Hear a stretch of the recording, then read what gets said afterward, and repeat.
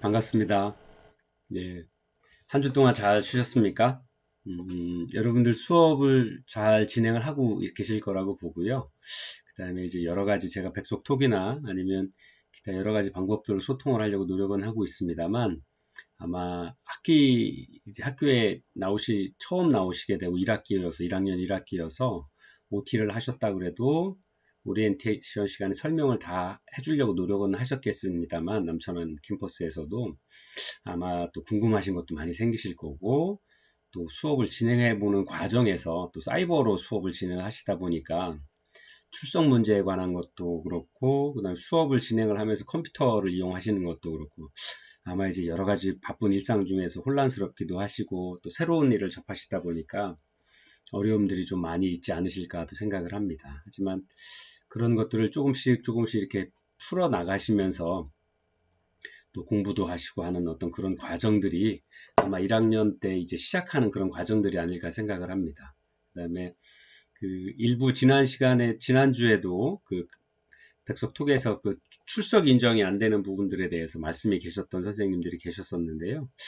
아마 저희가 이제 교수들은 이제 이걸 등재를 해서 사이버 캠퍼스에 탑재를 하고 나면 탑재된 후에 어떻게 진행되는지는 조금 뭐라 그러죠? 이렇게 그 전산상에서의 어떤 오류가 많이 발생하는 것들로 이렇게 선생님들 말씀 주신 거 보니까 의견이 좀 나오시더라고요. 그래서 어떤 다른 선생님들도 좋은 댓글을 주셨는데 수업을 다 들으시고 그 다음에 조금 한 1분이든 2분이든 지난 후에 정확하게 학습 종료를 정확하게 눌러주셔야 된다라는 말씀을 하시더라고요. 그래서 그게 이렇게 학습이 끝나자마자 뭐 팍 이렇게 학습 종료를 누르지 않는다거나 아니면 화면을 닫아버리면 그게 이제 수업을 다 들으셨어도 수업을 다 듣지 않은 걸로 된다거나 아니면 이제 전산으로 처리를 하다 보니까 시간에 오류가 있어서 예를 들어서 충분히 다 수업을 들으셨는데도 불구하고 컴퓨터가 인식을 못해서 뭐 30분 수업, 30분 녹음이었었는데 그 뭐 29분으로 찍힌다거나 아니면 몇 초가 부족해서 뭐 이렇게 완전 출석이 아닌 지각이나 뭐 이렇게 저 수업을 다 이수하지 않으신 걸로 이렇게 나오시는 경우도 있었던 것 같습니다. 수업을 다 들으시고 그 다음에 한 1, 2분 정도 기다리셨다가 학습 종료를 정확하게 꼭 누르셔서 수업을 한 번에 다 마무리하시고 들으실 수 있도록 이렇게 좀 요령을 좀 가지셨으면 좋겠습니다. 예, 그렇게 하시면서 하시고 그 다음에 이제 이제 이렇게 수업 중간중간에 이제 뭐 과제라든가 뭐 생각하시는 부분들을 좀 정리를 해서 보내주십사 하고 말씀을 드렸더니 이제 그 수업 중에 사이버 캠퍼스 안에 쪽지 기능도 있어요. 그래서 그 쪽지로 보내셔도 좋고요. 그 다음에 또 메일로 보내주셔도 좋고 아직까지 컴퓨터가 익숙치 않으셔서 못 보내시는 분이 좀 계신 것 같아요. 근데 좀 이렇게 뭐라 그러죠? 어쨌든 온라인 수업을 같이 병행을 하고 계시니까 학교에 나오실 때 주변의 다른 학우님들하고도 어떻게 사용하시는지도 좀 물어보시고 궁금하신 것들은 그러셔서 서로 이렇게 서로 도와주시고 또 도움 받으시면서 함께 성장해 나갈 수 있도록 해주시는 것도 학교 생활에 큰 도움이 아닐까 생각을 합니다. 그래서 이제 동문도 소중하게 여겨주시고 또 그렇게 그런 과정들이 바로 이렇게 동문으로서의 끈끈한 어떤 인연을 만들어가는 어떤 일들이 아닐까 생각을 합니다. 그래서 좀 처음 하시는 수업이시고 또 대학 수업이 낯설기도 하고 이해하기도 어렵고 따라오시는 것도 좀 벅찰 수도 있습니다만 잘 이렇게 마무리하셔서 처음에 이제 목표하셨던 만큼 그 개인적인 어떤 목표들을 잘 이루시고 졸업을 하실 수 있도록 그다음 한 학기를 무사히 마쳐서 건강하게 또 2학기 준비하시고 진행해 나가실 수 있도록 이렇게 준비를 좀 해 가시면 좋겠습니다. 자, 저희가 이제 자원봉사론 그 수업 오늘 4장째고요. 저희가 이제 6주차 사이버 수업 녹음을 시작을 하고 있습니다. 지금까지 이제 자원봉사라는 게 어떤 건지, 자원봉사의 가치, 그 다음에 특징들, 그 다음에 어떤 그 활동들을 해오시는 부분들이 많이 계신지 이제 같이 함께 공부를 해왔고요. 이제 저희가 오늘은 자원봉사 이론에 대해서 공부를 하게 될 겁니다. 그동안 우리나라의 자원봉사 역사, 외국의 자원봉사 역사, 그 다음에 또 자원봉사에 대한 어떤 특징적인 어떤 개념들을 이렇게 쭉 훑어보았다라고 그러면 이제 이론적인 기반들이 어떻게 시작되는지, 그래서 자원봉사를 설명을 하고 있는 어떤 그 이론에 대해서 공부를 오늘 한번 해볼 텐데요. 저희가 이론은 왜 공부를 하게 될까요? 제 생각은 이론을 알므로써 실천을 할 수 있는 어떤 마음의 기반들을 만들어 나가실 수 있는 거죠. 또 아는 만큼 보인다라고 우리 이야기들 많이 들으시죠? 여행을 가시거나 아니면 또 어떤 미술 작품을 본다거나 아니면 영화를 본다거나 아니면 뭐 뮤지컬을 보실 때 그 내용들을 그 문화적 배경이나 시대적 배경 아니면 그 역사적인 어떤 배경들을 이해를 하시면 작품들을 보실 때 아니면 어떤 연극을 보든 영화를 보시든 굉장히 더 이해의 폭이 넓어질 수 있다라고 합니다. 그래서 저는 또 특히나 이제 여러분들하고도 어떤 지역에 여행을 가신다라고 하면 여러분들께서도 지역에 가신다 그러면 그 지역에 대해서 미리 인터넷이 되었든 아니면 그런 자료가 되었든 책이 되었든 한번 쭉 읽어보고 가시면 굉장히 많은 부분들을 더 세세하게 보실 수 있죠. 그 다음에 이제 지역사회의 어떤 역사적 사료나 어떤 문헌들 아니면 우리의 전통을 공부하시거나 아니면 오래된 사찰이나 아니면 오래된 어떤 교회나 아니면 성당 같은 기념물들을 보러 가시면 그것에 대한 기본적인 역사와 어떤 과정을 거쳐서 현재까지 이루어지고 있는지 알고 들어가서 보시면 굉장히 이해도 잘 되고 그 하나하나를 바라볼 때 좀 더 세심하게 바라봐지고 좀 더 소중하게 마음속에 다가와지실 수 다가오는 것들을 경험을 하셨으리라 생각을 합니다. 저희가 이제 자원봉사 이론을 공부하시는 이유도 우리가 자원봉사를 할 때 어떤 마음들로 해야 되는지 또 이제 여러 선생님들께서는 사회복지사 2급을 가지시고 이제 기관에 가시거나 아니면 어떤 그런 일들을 하시게 되면 아마 일반의 어떤 자원봉사자들보다는 조금 더 많은 일들을 하시거나 더 많은 경험을 하셨기 때문에 자원봉사를 관리하신다거나 기관에서 또 그런 관리 업무를 맡는다거나 또 지도 감독을 하실 일들을 하시게 될지도 모르겠습니다. 근데 그렇게 하시려고 하면 어떤 그 사람들의 마음들을 이해를 하고 어떤 방법으로 관리를 해나갈 건지에 대한 공부를 좀 필요로 하게 되는데요. 그러한 어떤 배경이 되는 이론들을 오늘 배우게 되실 겁니다. 그래서 그런 이론들을 공부를 하시게 됨으로써 자원봉사자에 대한 마음도 이해를 하고 또 우리 기관이 원하는 자원봉사자를 잘 찾아내실 수도 있는 거죠.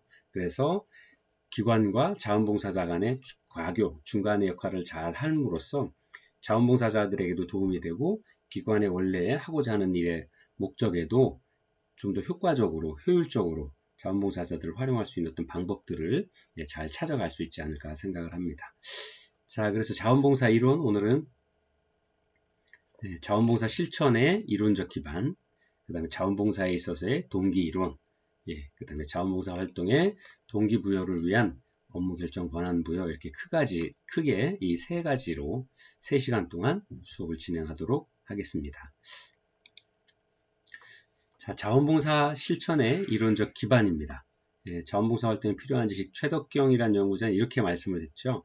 첫 번째가 인간의 발달과 행동에 대한 지식이 필요하다라고 하죠.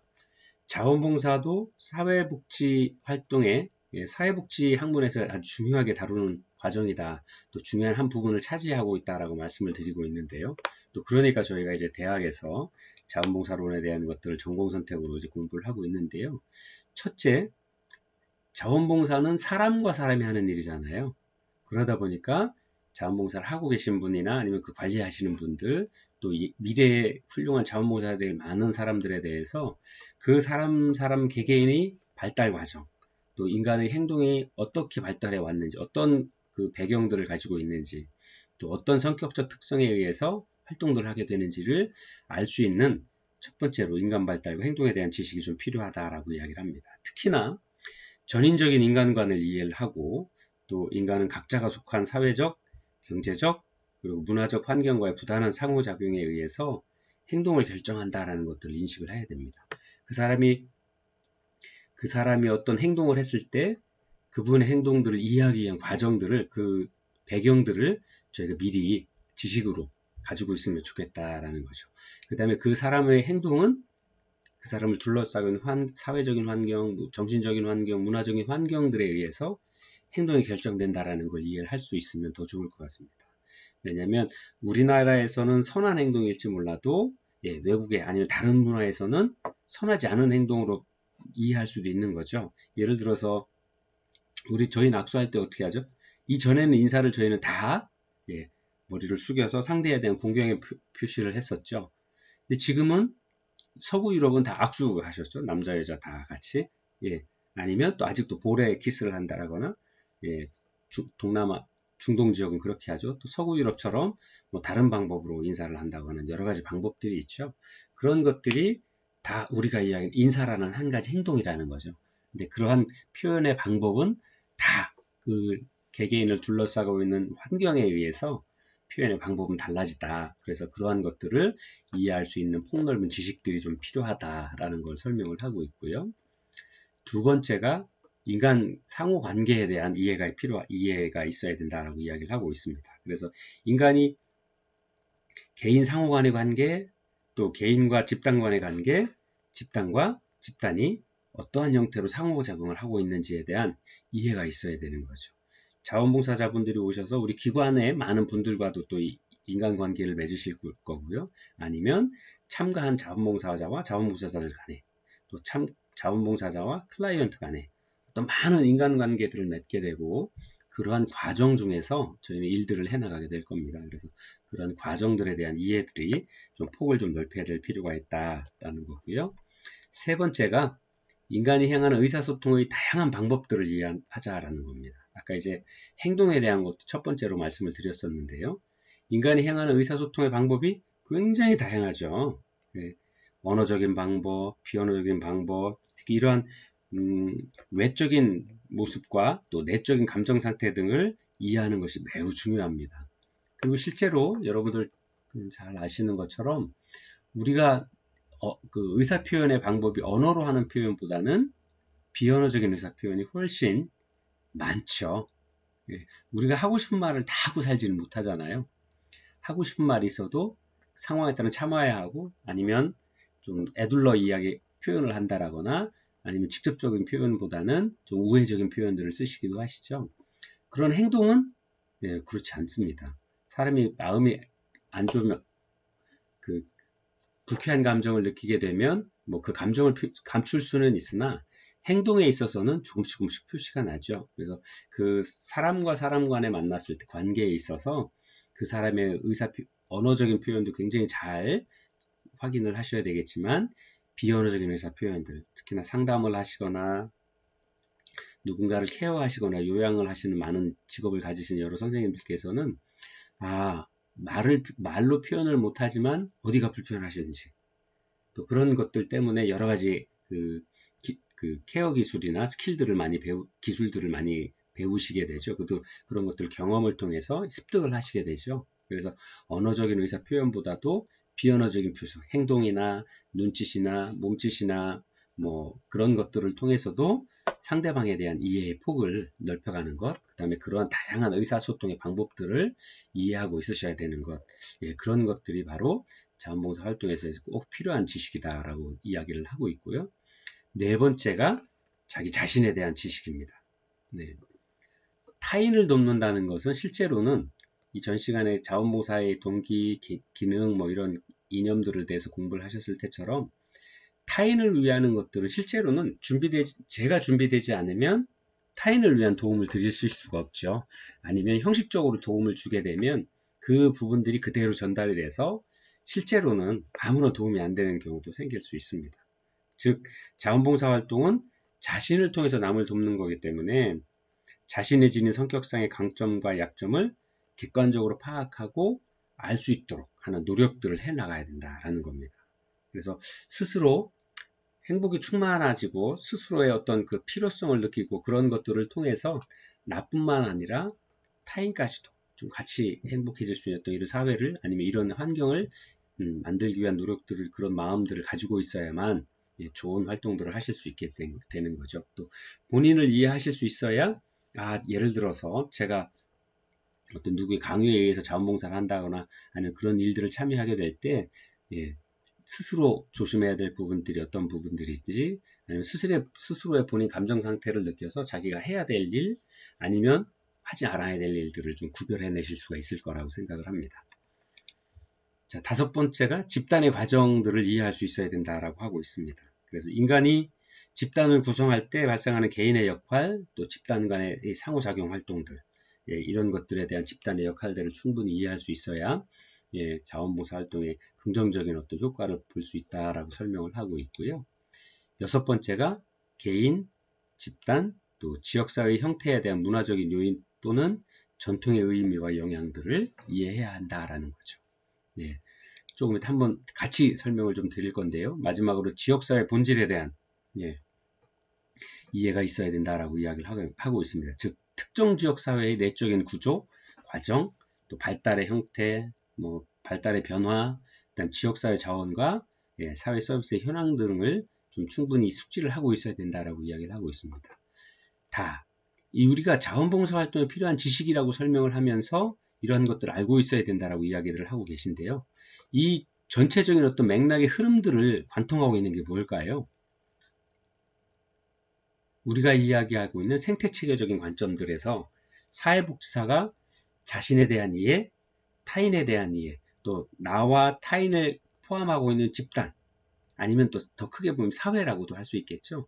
이 사회의 흐름에 대해서, 활동에 대해서, 또 변화 과정에 대해서, 발달 과정에 대해서 이해하고 있고, 그 배경에는 나에 대한 이해, 타인에 대한 이해, 우리를 둘러싸고 있는 이 집단에 대한, 환경에 대한 이해를 충분히 하고 있어야 된다라고 이야기를 하고 있는 거죠.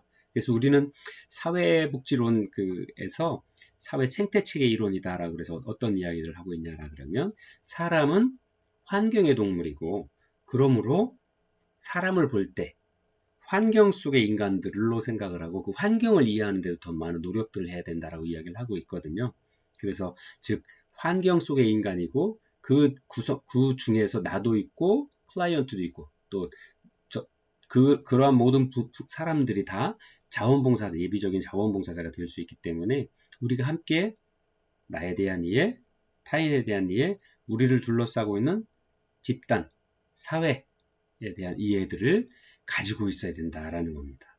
또 그러한 지식들을 충분히 가지고 있으면 자연스럽게 우리 사회 발전을 위해서 함께 살아가야 된다 하는 사회를 만들어 생각을 하시게 될 거고요. 그러한 분들이 바로 자원봉사를 참여를 하시게 될 거고, 그러한 자원봉사를 참여하시는 분들이 가지셔야 될 지식들이 바로 우리 주변을 둘러싸고 있는 나와 타인과 우리 환경을, 우리 사회를 둘러싸고 있는 환경을 잘 이해하는 과정들이 우선 좀 필요하다라고 이렇게 설명을 하고 있습니다. 그래서 인간의 모든 행동은 자의적이다라고 이야기를 스스로 결정해서 스스로 진행을 해 나가는 거죠. 누가 타인의 강요에 의해서 강압에 의해서 하는 것들은 그거는 전쟁 때나 아니면 아주 군부 독재 때나 아주 통제되어 있는 사회이기 때문에 그건 진정한 민주주의라고 보기가 어렵죠. 우리가 생각하는 그런 자유스러운 나라가 아니죠. 그래서 그런 것들에 대한 특별한 케이스들을 빼고는 인간의 모든 행동들은 거의 대부분 자의적이며 스스로 활동을 하게 되며 예측할 수 없는 성격이다라는 것들을 전제로 예외성이 있음도 이해를 해야 된다라는 거죠. 자, 제가 자원봉사를 갔을 때 모든 많은 기관들을 가보면 사람들은 대할 때마다 조금씩 달라지죠. 왜냐하면 환경이 바뀌고, 아니면 제가 오늘 자원봉사를 갔는데 제 클라이언트가 아침에 소화가 안 되셔서 밤새 앓으시고 아침에 소화가 안 되셔서 굉장히 불쾌하세요. 몸도 불편하고 그래서 말도 하기 싫어하세요. 그러면 저희는 어떻게 해야 될까요? 그분의 행동이 잘못됐다라고 혼을 내야 되나요? 그 행동을 바꿔야 된다라고 이야기를 해야 되나요? 아니면 나를 좀 도와주려고 와서 고맙지만 내가 지금 불편해 그냥 나를 내버려 두세요라고 얘기를, 그 사람은 말로는 표현을 못해도 행동으로는 그런 비언어적인 표현을 하고 있는데 어떻게 해야 될까요? 저희가 그 사람이 잘못됐다라고 이야기하고 아니다라고 이야기를 해야 되나요? 그건 아닌 거죠. 그래서 그분을 이해하는, 그분이 어떤 원하는 대로 가주는 것이 맞는 거죠. 클라이언트 중심이어야 되는 거고, 클라이언트의 욕구가 무엇인지 클라이언트의 눈높이에서 그 사람이 원하는 서비스를 전달하는 것들이 필요하죠. 그러기 위해서는 바로 이러한 인간 자원봉사 활동에 필요한 지식들을 충분히 가지고 있어야 되고요. 인간의 행동은 자의적이고 예측할 수 없는 성격에서 수시로 변화할 수 있다. 어디에, 뭐 때문에? 환경의 변화 때문에. 나를 둘러싸고 있는 내 주변의 환경의 변화, 아니면 나의 신체적인 변화들 때문에 그런 것들이 말하는 것들이나 감정이나 정서적인 부분들이 수시로 변화될 수 있기 때문에 언제나 일률적으로 똑같이 진행되지 않는다라는 것들을 충분히 이해하고 있어야 된다라는 겁니다. 그래서 자원봉사 동기부여와 동기부여의 정의와 중요성에 대해서 공부를 해볼 건데요. 자원봉사라고 하는 것의 동기라고 하는 게 뭐죠? 모티브라고도 하고, 뭐, 이제 동기부여라고 그러면 모티베이션이라고도 하는데요. 동기라는 것, 어떤 일을 하고자 하는 그 시초, 하고자 하는 의도, 그런 것들을 말씀들을 하시죠. 그래서 자원봉사 동기의 유형은 이렇게 크게 6가지로 이야기를 합니다. 현대사회에서는 첫 번째, 제가 가지고 있는 삶의 가치가 타인과 함께 하는 거고, 꼭 내 이 세상의 행복이 나 혼자 된다고 하는 게 아니어서 타인과 또 나를 둘러싸는 우리 사회의 어떤 행복을 같이 만들어 가야 된다라는 어떤 내가 생각을 가지고 있고, 그걸 중요시하게 여기고 있다라 그러면, 그런 가치를 가지고 있다라 그러면 그 가치에 의해서 자원봉사 활동을 하기 위한 어떤 마음의 준비를 하게 되는 거죠.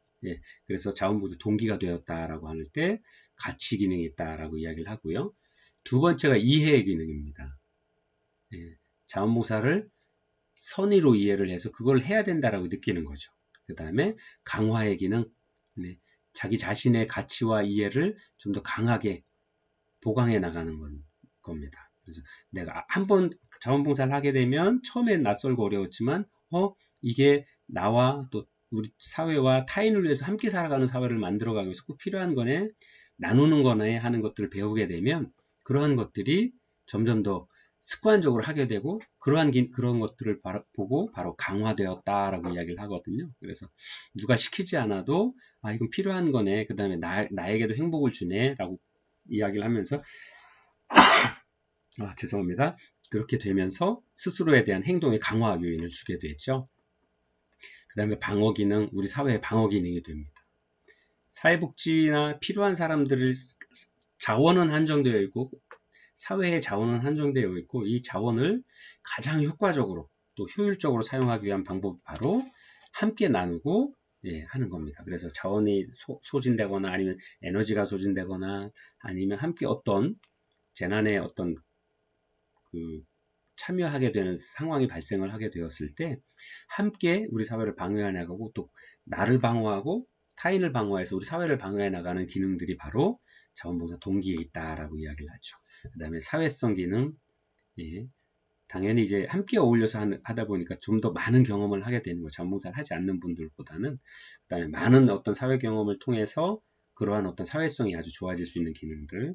그 다음에 요즘에 아주 중요하게 여기고 있죠. 여러분들 새로 어떤 직장을 구하신다거나 아니면 학창 시절에서도 뭐 자원봉사를 일정 시간 이상 참여하도록 해서 확인을 받도록 하고 또 직장을 옮기실 때 이력서에 쓰실 때 어디서 자원봉사를 하셨는지 이런 것들을 기록을 해서 이분이 본인의 일도 열심히 하시지만 사회 참여도 잘 하시고 또 타인과 고통을 함께 또 자신의 시간들을 타인을 위해서 기꺼이 내줄 수 있는 어떤 그런 분이시구나 해서 그런 경력들로 또 인정을 받게 되죠.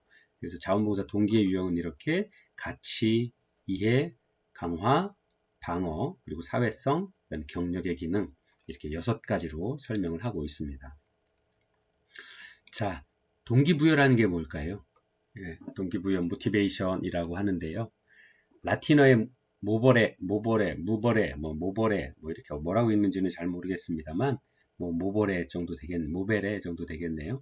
라틴어의 모베레란 말, 움직이다라는 뜻이었는데, 이 움직인다라는 말의 모베레에서, 라틴어에서 어원이 영어로 모티베이션이다라고 이야기를 했다라고 합니다. 그러니까 모티베이션이 동기부여라고 하는 건 움직이는 거라고 해요. 움직이게 만들어주는 그 시초, 그런 마음가짐, 이런 것들을 이야기를 하고 있습니다. 그래서 자원봉사에서의 동기부여란 개념은 우리가 어떤 사회적인 목적들을 달성하기 위한 조직 구성원들의 지속적인 노력을 효과적으로 유도해내는 것, 그것들을 보고 바로 이제 동기부여다라고 이야기를 합니다.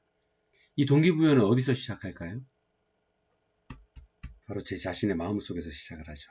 근데 이 제 자신의 마음속에서 시작하는 이 동기부여는 아까 말씀드린 대로 내가 무엇인가를 하고자 하는 마음, 그 다음에 이루어내고자 하는 욕심들, 아니면 내 안에 뭔가 부족해서 이것들을 채우기 위한, 나의 욕구를 채우기 위한 활동들, 이거인 거죠. 만약에 제가 모든 생활에 만족하고 현재 내가 가진 것도 만족하고 내가 하고 있는 일도 만족스럽고 우리 가족도 만족스러우면 이보다 또 더 나은 것들을 찾지 않으시겠죠. 지금이 가장 좋다라고 그러면.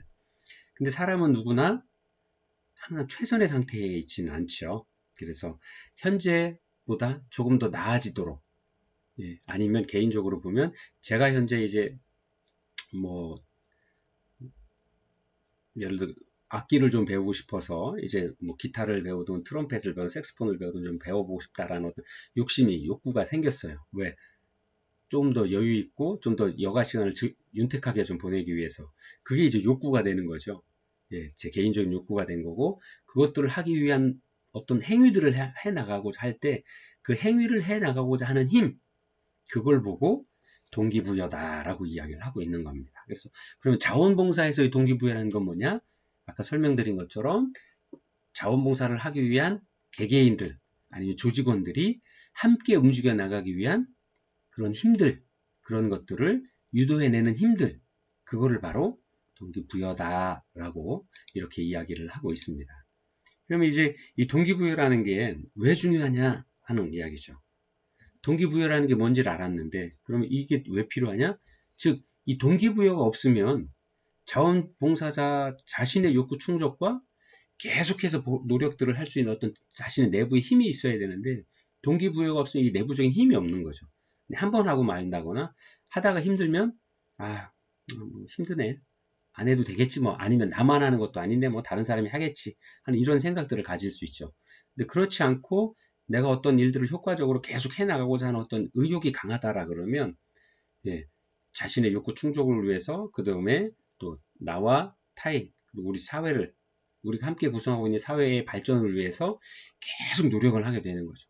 제가 예를 들어 여가 생활을 색스폰을 공부를 한다라고 하고 처음에 가봐서 재미가 없다라고 하거나 아니면 이걸 내가 왜 해? 라는 생각을 가지게 되면 동기부여 의식이 없다라, 동기부여가 없다라 그러면 한 번, 두 번 가고 말겠죠. 근데 제가 나의 윤택한 여가 생활을 위해서 아니면 휴일에 좀 아이들과 아니면 연말에 어떤 가족 송년회가 있거나 그럴 때 음악하는 것들을 좀 한번 보여주고 싶다라 그러면 그런 목적들을 가지고 열심히 공부해서 노력하고 연습해서 가족들을 위해서 아니면 타인들을 위한 색스폰 공연도 할 수 있게 되겠죠.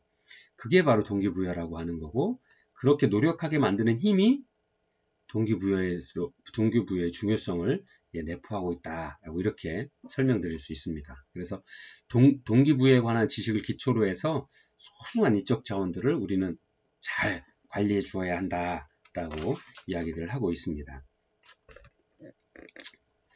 자, 세 번째가 동기부여와 욕구와의 관계입니다. 여러분들 욕구는 이제 사회복지 공부를 하시면서 많이 이제 공부를 하시게 될 텐데요. 욕구는 우리가 이야기하는 니즈, 필요한 거. 살아가면서 가지고 있어야 되지만 갖지 못해서 아니면 채워지지 않아서 아니면 충족되지 않아서 내가 충족해야 되겠다라고 필요성을 느끼는 게 욕구라고 할 수 있는데요. 자, 모티베이션은 욕구 충족과 아주 밀접한 관계가 있습니다. 동기를 부여하는 원동력이 뭐냐? 모티베이션이 부여시키는 힘이 뭐냐? 무엇이 행동하도록 하고 무엇이 나를 자원봉사로 이끌어주느냐에 관한 질문이 바로 동기부여에 관한 질문이라고 할 수 있습니다. 사람은 누구나 욕구가 있죠. 아무리 돈이 많고 아무리 건강해도 사람은 온전한 만전을 가질 수 없죠. 그래서 어느 한 부분인가는 부족한 부분이 있죠. 그래서 그 부분을 부족한 부분을 채우기 위한 어떤 욕구가 생기게 되는 거고, 그걸 채우기 위해서 행위를 하게 되죠. 그래서 그것이 실제 행동으로 이루어지고, 이래서 이러한 것들이 계속 선순환, 욕구가 발생하고 욕구 충족의 행위 의도를 통해서 실제 행동으로 이어지는 이 행위들이 계속 이루어지게 될 건데요. 이게 사람은 이론적으로는 그렇지만 실제로는 어느 한 부분인가는 계속 부족해질 수밖에 없는 거죠. 그 다음에 욕구는 끝없이 생겨나죠. 예를 들어서 제가 처음에 20평에 살다가 이제 가족이 늘어서 25평으로 30평으로 늘리고 이제 어머니까지 모시고 살아야 돼서 뭐 조금 더 넓히고 예, 하는 이런 과정들 욕구가 점점점 늘어나게 되죠. 물론 뭐 나중에 또 다른 욕구가 생겨서 다른 방법 다른 걸 줄이고 또 다른 어떤 타 분야에서의 욕구가 생겨날 수 있겠죠. 그래서 이러한 욕구가 생겨난 것들에 대한 그 현실에서의 지속적인 노력들을 하는 과정들 이게 바로 동기부여의 실제 힘이다라는 거죠.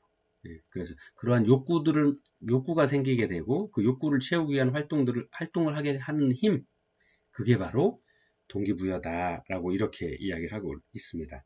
그래서 이것이 바로 욕구와 동기부여와 욕구와의 관계에 있어서도 동기부여는 굉장히 중요한 부분이다라고 설명을 하고 있습니다. 자, 잠깐 쉬었다가요. 2교시 다시 돌아오도록 하겠습니다.